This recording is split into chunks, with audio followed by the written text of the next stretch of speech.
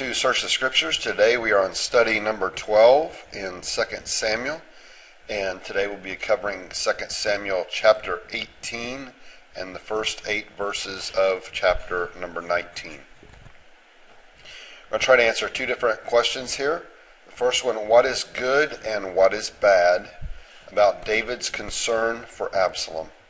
And secondly, consider Joab's conduct throughout this passage, separating out the good and the bad points. Well, let's look at 2 Samuel chapter 18 together in the first verses of chapter number 19. 2 Samuel 18, beginning with the first verse. David mustered the men who were with him and appointed over them commanders of thousands and commanders of hundreds. And David sent out his troops, a third under the command of Joab, a third under Joab's brother Abishai, son of Zeruiah, and a third under Ittai the Gittite. The king told the troops, I myself will surely march out with you. But the men said, you must not go out. If we are forced to flee, they won't care about us. Even if half of us die, they won't care. But you're worth 10,000 of us. It would be better now for you to give us support from the city.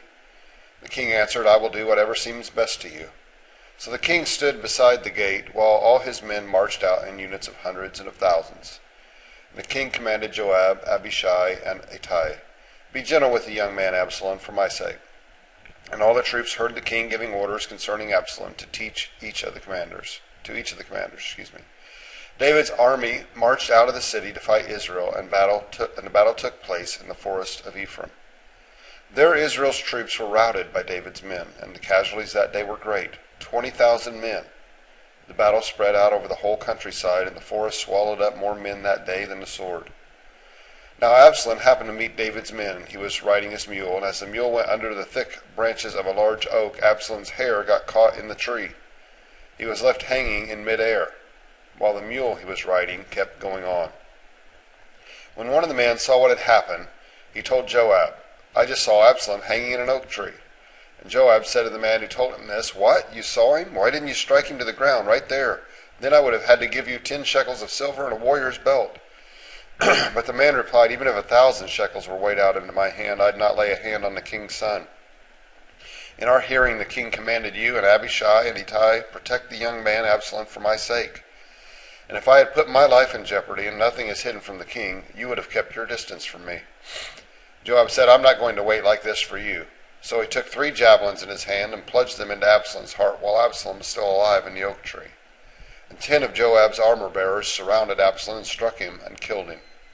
Then Absalom surrounded the trumpet, and the troops stopped pursuing Israel, for Joab halted them. Then Joab sounded the trumpet, and the troops stopped pursuing Israel, for Joab halted them. They took Absalom, threw him into a big pit in the forest, and piled up large heaps of rocks over him. Meanwhile, all the Israelites fled to their homes.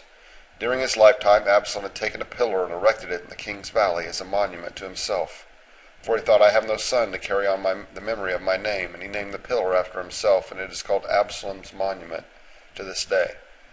Now Ahimaaz, son of Zadok, said, Let me run and take the news to the king, that the Lord has vindicated him by delivering him from the hand of his enemies. You're not the one to take the news today, Joab told him. You may take the news another time, but you must not do so today, because the king's son is dead. Then Joab said to a Cushite, Go tell the king what you've seen. And the Cushite bowed down before Joab and ran off. Ahimaaz, son of Zadok, again said to Joab, Come what may, please let me run behind the Cushite. But Joab replied, My son, why do you want to go? You don't have any news that will bring you a reward. He said, Come what may, I want to run. So Joab said, Run. Then Ahimaaz ran by the way of the plain and outran the Cushite. And while David was sitting between the inner and the outer gates, the watchman went up to the roof of the gateway by the wall. And as he looked out, he saw a man running alone. The man called out to the king and reported it. The king said, If he's alone, he must have good news.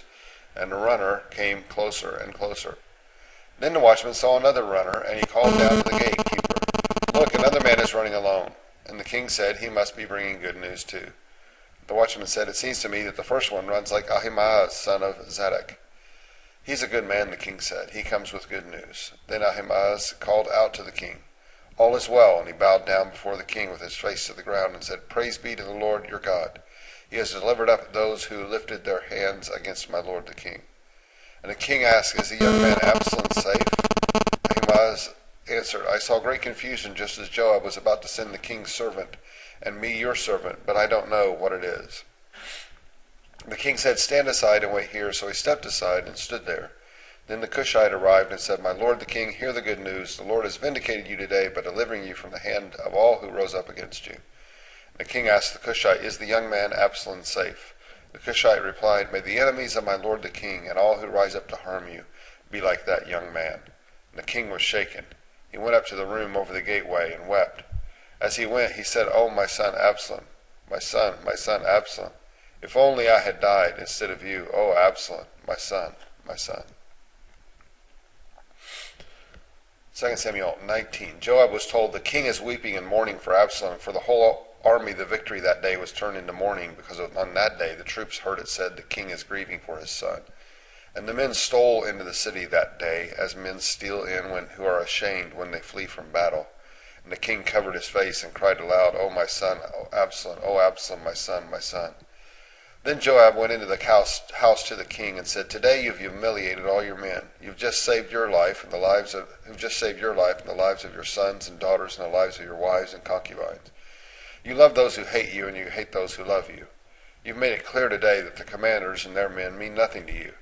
I see that you'd be pleased if Absalom were alive today, and all of us were dead. Now go out and encourage your men. I swear by the Lord that if you don't go out, not a man will be left with you by nightfall. This will be worse for you than all the calamities that have come on you from your youth until now.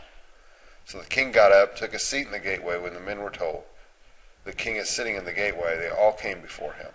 Meanwhile, the Israelites had fled to their homes. Question 1. What is good and what is bad about David's concern for Absalom? Well, David loved his son, but he loved him in the wrong way. He was really the one to blame for the actions of his son.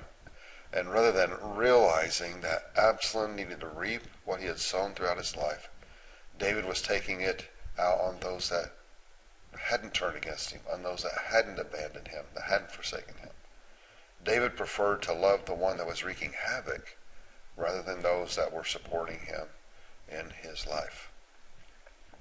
Second question, consider Joab's conduct throughout this passage, separating the good and the bad points. Well, Joab directly disobeyed an order from his king when he killed Absalom. And really for that there's no excuse, no matter how right he may have been from a military standpoint or even a leadership standpoint. There's no excuse for disobeying his king. Joab was not the leader, David was. As to his reaction towards David's behavior after hearing about Absalom's death, well, Joab was not quite so out of line. In fact, he was really acting on David's behalf, and he was really acting out of love. Joab was using what we call tough love on David, and this is something that David should have learned to do long ago when Absalom was still alive. I hope you are having a great day today. I'm starting to get a cold, it seems like. But I hope things are going well with you. Hope this study's been a blessing. And may God richly bless the rest of your day.